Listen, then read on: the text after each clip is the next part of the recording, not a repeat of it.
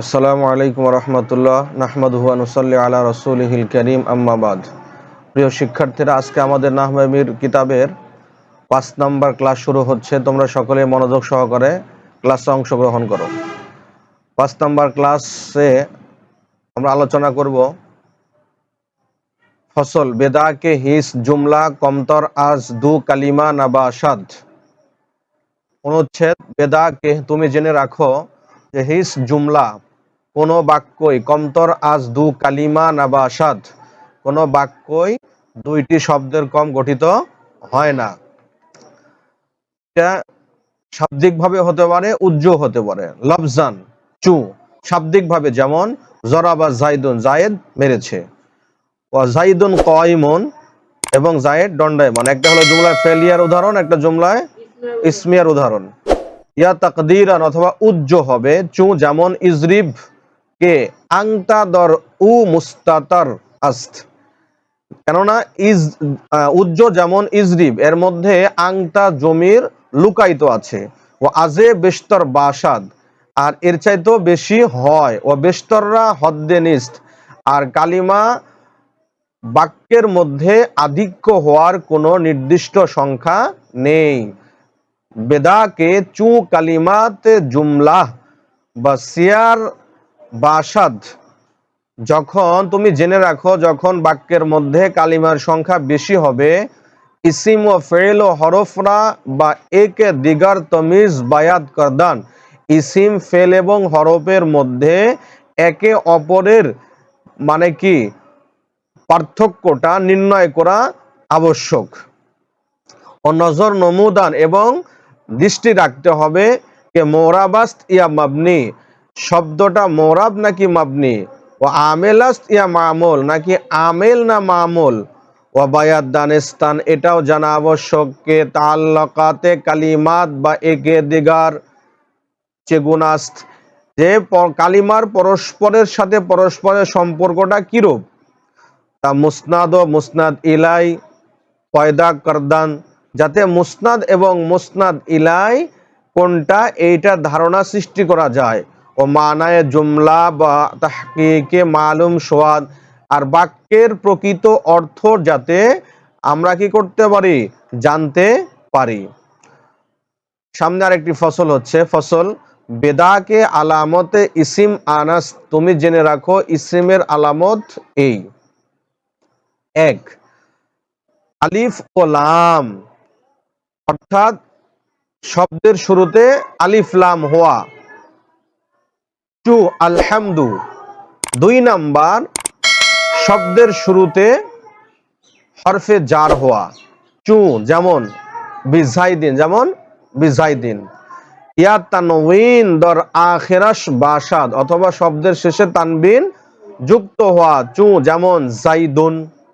4, ইয়া মুসনাদ ইলাই বাসাদ, অথবা মুসনাদ ইলাই হবে চু যেমন জাইদুন কায়িমুন, জাইদুন কায়িমুন। 5 নাম্বার, ইয়া মুজাফ বাসাদ, অথবা কি হবে মুজাফ হবে চু যেমন গোলামু জাইদিন, জাইদের গোলাম। 6, ইয়া মুসাগগার বাসাদ, অথবা শব্দটি মুসাগগার হবে, তাসগীর তাসগীর হবে। তো কি হবে, শব্দটি মুসাগগার হবে, যাকে তাসগীর করা হয়েছে, যেমন কুরাইশুন।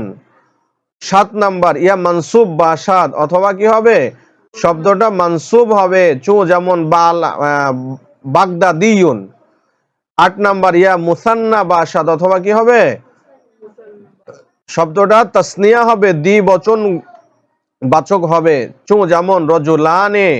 9, ইয়া মাজমু বাসাদ, অথবা শব্দটি জুমা হবে, বহুবচনের সিগা হবে চু যেমন রেজালুন। ইয়া মাউসুব বাসাদ, অথবা কি হবে মাউসুব হবে, মাউসুফ চু যা রজুলুন আলিমুন। এখানে রজুলুন শব্দটা হলো মাউসুফ, আলিমুন সিফত, সুতরাং রজুলুনটা ইসিম হয়েছে, আলামত পাওয়া গেছে হলো এটা মাউসুফ হয়েছে, যদিও আরেকটা আলামত তানবিন আছে। 11 নাম্বার, ইয়া তায়ে মুতাহাররাক বুদ, অথবা তায়ে মুতাহাররাক হবে, ঠিক আছে। ইয়া তায়ে মুতাহাররাক বা উ পেওয়ান্দ, অথবা তায়ে মুতাহাররাক তার শেষে যুক্ত হবে চু জরিবাতুন, চু জরিবাতুন, এখানে এই জরিবাতুনের শেষে তায়ে মুতাহাররাক যুক্ত হয়েছে। আচ্ছা, এরপরে আমরা জানবো ফেলের আলামত। কিসের আলামত? আচ্ছা আচ্ছা, ও আলামতে ফেল আনাস্ত কে, এবং ফেলের আলামত এই যে এক কদ দর আউয়ালাস বাসাদ, তার শুরুতে কি হবে? কদ যুক্ত হবে। চু, যেমন কদ জরাবা। 2 নাম্বার ইয়া সিন বাসাদ, অথবা কি হবে? তার শুরুতে কোন শব্দের শুরুতে সিন হবে। চু সা ইয়াজরিবু, সায়াজরিবু। 3 নাম্বার ইয়া সাওফা বাসাদ, অথবা কি হবে? সাওফা হবে। চু সাওফা ইয়াজরিবু। 4 ইয়া হরফে জজম বুয়াদ, কি হবে? হরফে জজম হবে। চু লাম ইয়াজরিব, লাম ইয়াজরিব। ইয়া জমিরে মারফুয়ে মুত্তাসিল, হ্যাঁ, বদু পয়ওয়ান্দাদ, অথবা জমিরে মারফুয়ে মুত্তাসিল তার শেষে কি হবে? সম্পৃক্ত হবে। চু জরাবত। 6 ইয়া তায়ে সাকিন, অথবা তায়ে সাকিন যুক্ত হবে। চু জরাবাত। 7 ইয়া আমর বাসাদ, অথবা শব্দটি কি হবে? আমর হবে। আদেশ সূচক বাক্য হবে। চু ইজরিব। ইয়া নাহি বাসাদ, অথবা কি হবে? নাহি হবে। চু লা তাজরিব। ও আলামতে হরফ আনাস্ত। এখন আমরা জানবো হরফের আলামত। আমরা ইসিমের আলামত জানলাম, ফেলের আলামত জানলাম, এখন জানবো হরফের আলামত কি।